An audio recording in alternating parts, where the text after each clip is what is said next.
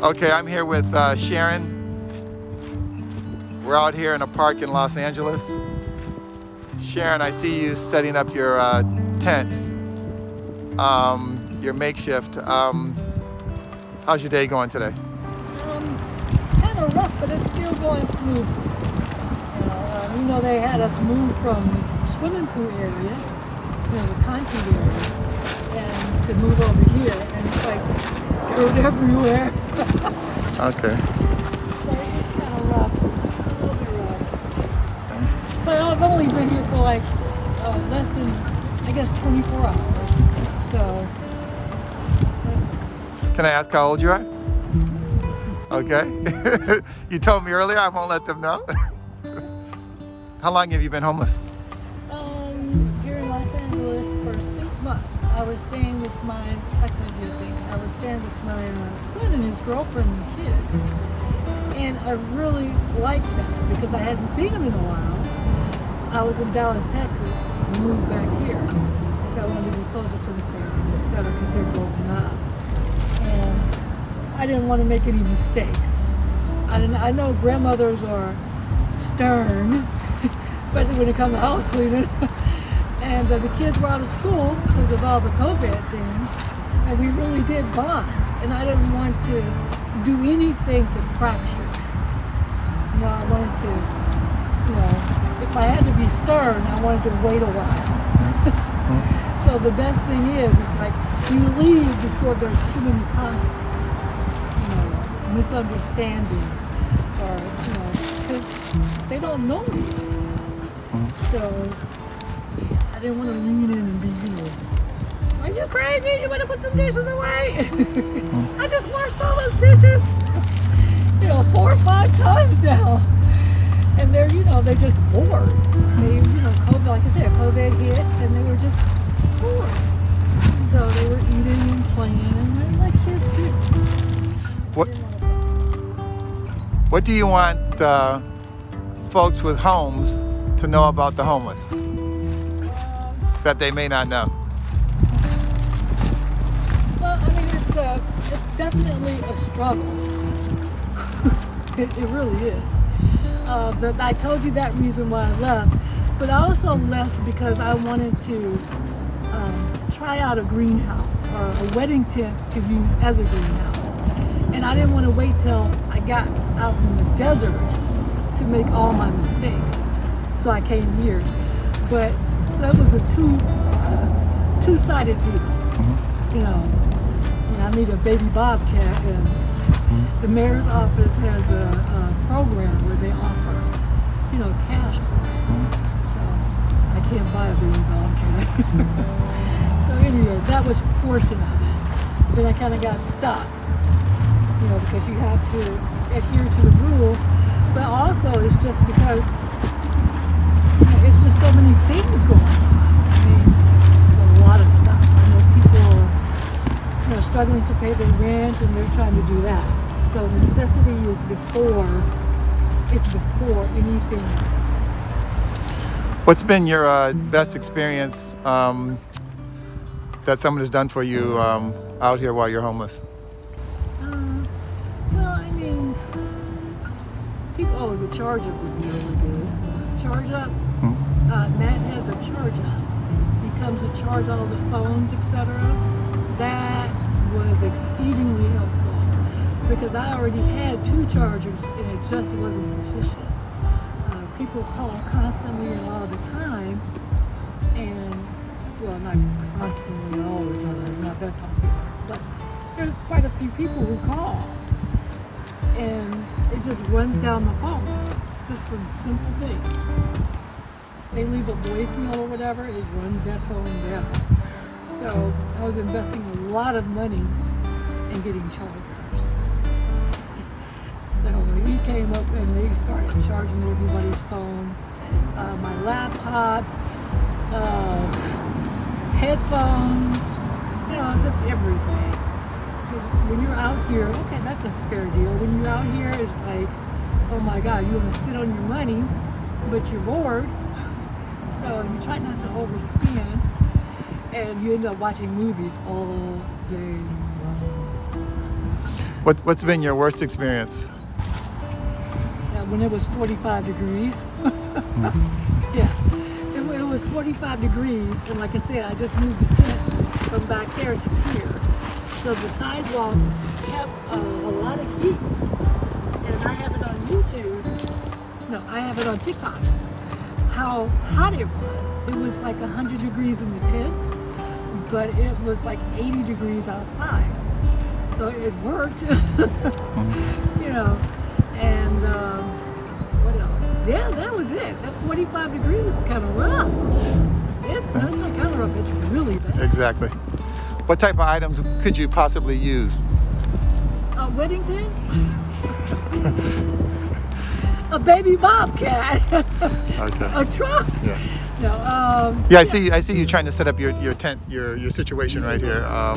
Well, now I've already proved my point, because now it's springtime. You can grow anything in springtime, but in the winter months, it's really hard to regulate. Even in the tent, it dropped down to 45 degrees. So I think it was like a 35 or 38 maybe, but 45 was it. And that was like twice, all winter. After that, it stayed like 60 degrees. Yeah, 60, 65 degrees inside the tent. How do you keep your good spirits? You seem like you have a positivity about you, even though you're in this situation.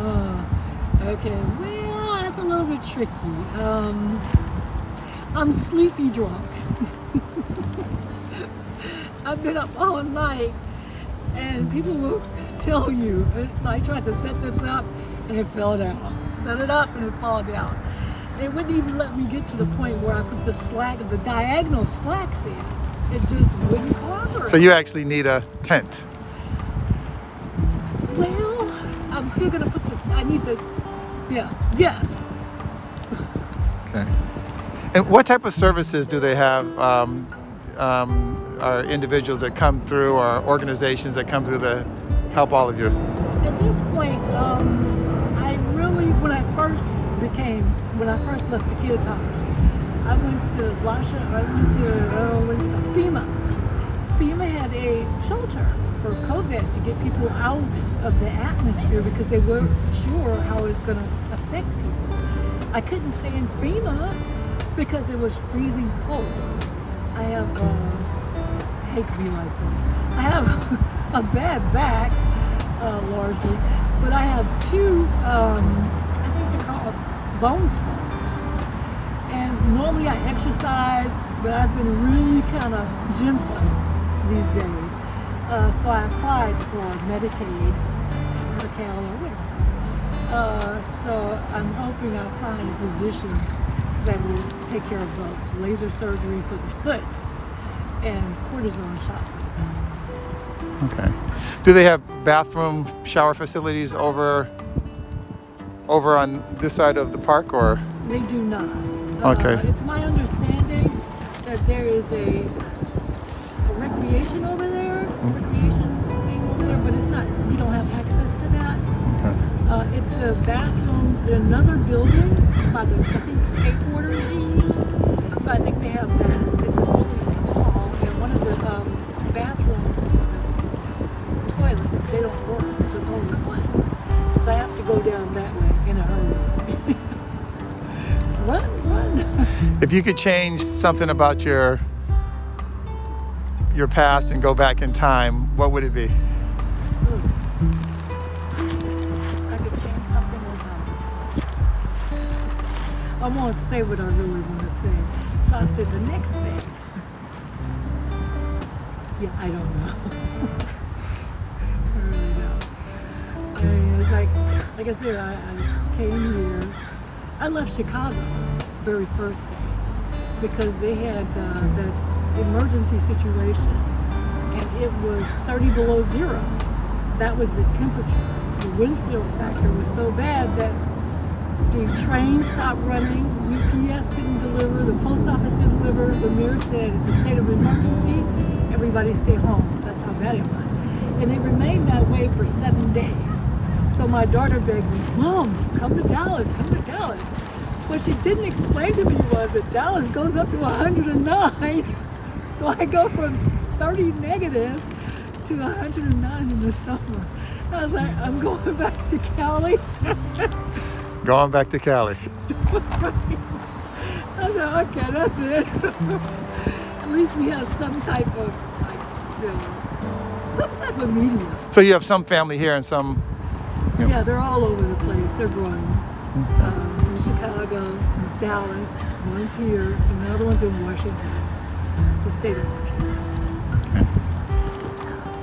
So, and it's just kind of rough. You know, I look for positions, but most of them are freelance. Do you have any experiences, working experiences? Yeah, I was trying to do bookkeeping, ledger balancing, or whatever you like to call it, same difference. But I also wanted to do home organizations because I noticed one thing while I've been looking for jobs, apartments, and rooms for rent. There were a lot of people who did call back, and there were so many calls that I made I couldn't keep up. So I started doing a call sheet, and that was immensely helpful. I mean, there's nothing like somebody returning a call and you don't know who it is. You know, they normally say, "Hey, is Sharon there?" And I say, "Oh yeah, this is she." You know, but what is it for? Is it for the apartment? Is it for food? Is it for medical? Is it, you know? So I just started doing that. I thought that would be productive thing to do. I did a little bit of merchandising. So that was it. Do you have any public monetary aid that you receive, or? I do. And does that help out somewhat? Well, because I moved from here, it's been a while since I worked in California. Okay. So you have to reapply and all that, right? well, no, it's just that I really didn't apply. I mean, I didn't qualify for unemployment. I didn't qualify technically. I don't think I qualified for food stamps either. But because of COVID, I did. I was able to get them. So, you know, you come from one state to another state, and you haven't worked in this state, but you worked in another state. I mean, it gets to be. It refuses to cooperate. Yeah, I see your setup is in progress. It is. So yeah, What do you see your future like? I had purchased a piece of property. Yeah. In Kern County. But the guy, it was when Black Lives Matters was protesting, you know, in a really aggressive way. And I think he, you know, got a clue that I was African American for sure, and he canceled the contract. Just poof. Just changed his mind overnight. You know, so that was heartbreaking. But it looks like I've got another piece, so, and that's why I'll be doing the trees, hopefully working as well. So you are open and looking for work. Oh yeah. And trees take what, 6 months? You know, young trees. So yeah, even the fast growing trees take a while. But anyway, I still want to work anyway because plants, they basically grow by themselves. All you gotta do is work. And shrubs, etc. As I was asking earlier, did you have breakfast today, or did you eat last night, or? No, I was trying, like I said, I had some problems with my tent set up. The wind kept blowing it out and I was tired. And I think people came by. It blew down.